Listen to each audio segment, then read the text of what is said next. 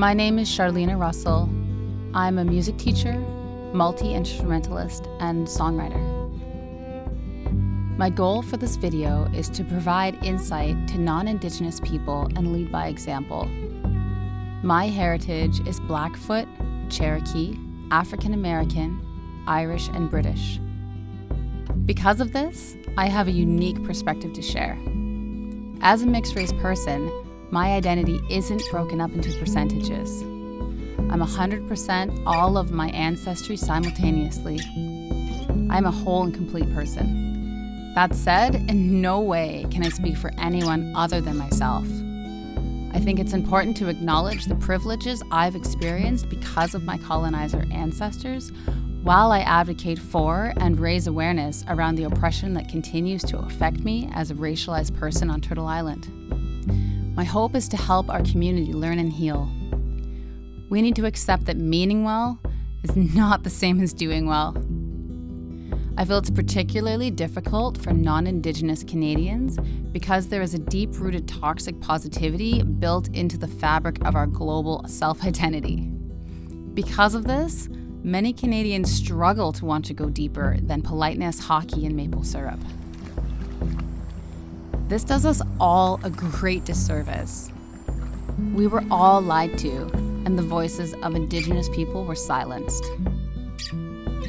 I'm thankful for artists like Janice Jolie, whose powerful art fiercely pushed me to continue dismantling my own internalized oppression and white supremacy. I will always have a deep respect and appreciation for her. It's possible to have BIPOC friends, family, and even children and still say racist things that are hurtful. FYI, BIPOC stands for Black, Indigenous, People of Color. It doesn't make you an overt racist. It simply means you need to hear and believe the people who love you enough to try and call you in. It's like, psst, hey, you have something embarrassing on your face. Except it's something ignorant and harmful coming out of your mouth. The good news is, you can apologize, educate yourself, and do better to reduce the harm you cause in this world. I've always known that my white ancestors obviously caused harm to my Black and Indigenous ancestors. But I didn't know how direct that harm was.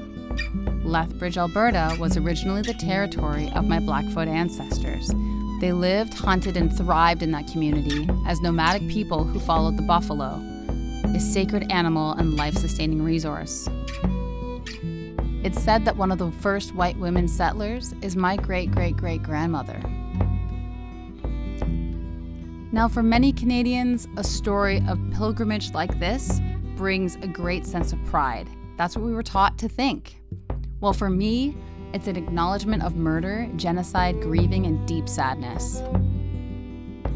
I have a deep awareness and painful understanding of how my ancestors were murdered and killed by my other ancestors, how they directly affected each other, how the buffalo were killed and our life source and food taken. I acknowledge that my white ancestors were the people who took those things and committed those crimes.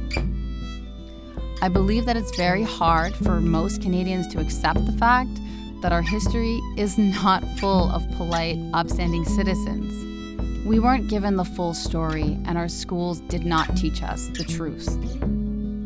The government silenced the cries of Indigenous people with gaslighting and further genocide with residential schools. The Indian Act was made to hinder and control Indigenous people. Not to mention our present-day prison system and foster care system. It's not in the past. Our society is a colonial structure we all exist in and contribute to. Indigenous people still do not have clean drinking water, land back, and the 94 calls to action for truth and reconciliation have still not been honored. This is just the beginning of the work that needs to be done. We cannot look away and ignore our duty to stop the illegal injustices and genocide that are still being committed to this day. We learn so much from the earth and from the land, which is why it is so important to return autonomy over the land to Indigenous people.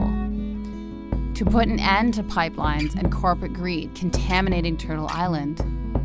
Until these things happen, we are actually all contributing to colonialism as enablers, making us all colonizers.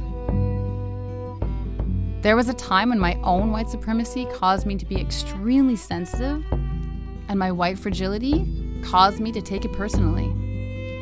Trust me, the discomfort is a part of the growth. Unlearning isn't easy, but it is so worth it.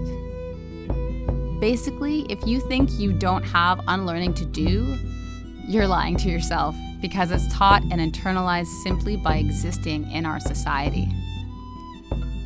If you're on this continent and you're not Indigenous, you're trespassing or a descendant of colonizers who committed mass genocide. Either way, it's our responsibility to act now, educate, donate, protest, and advocate. Thanks for watching. Miigwech.